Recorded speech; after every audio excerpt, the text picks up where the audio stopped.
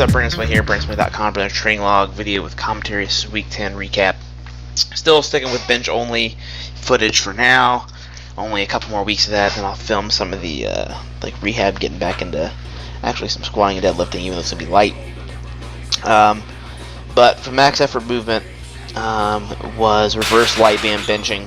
Went to 330 for 3. Got that. That was a 5-pound PR. And then went to 345 for 3. That was a big PR. I went for it beginning of the summer and missed the 3rd rep on 345, and that was way better.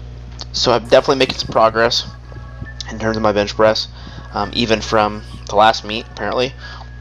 And then threw the shirt on. I've talked about doing a bench only meet in the shirt. So figured it was a good week to at least just get in it and get some overload and get used to the feel of the shirt. It's been almost 2 years since I've had it on.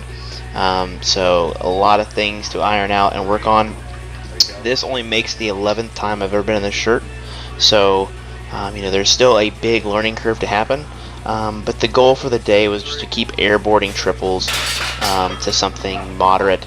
I knew I wasn't going to touch. My goal wasn't really to touch, just to get some overload. My hard cap on the weight that I was going to use for the day was 385, which is this one right here, and I think the 3rd rep got pretty close.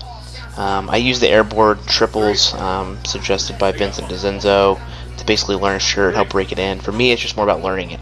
I think coming from raw and going to an equipped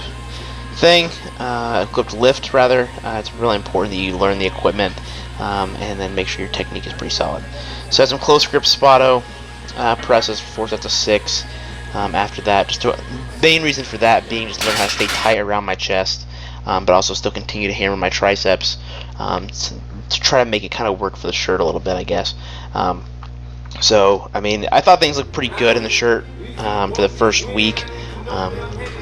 Week 11, the goal is going to be to touch with a weight. So I'm going to be sending that footage over to Dave Tate and Vincent DeCenzo and Brian Schwab and some other people that I highly respect on the team that are really, really good with equipment and know their shit when it comes to bench pressing.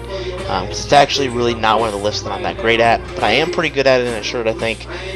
So maybe it's just because the way I'm built. Then some dynamic effort work later in the week.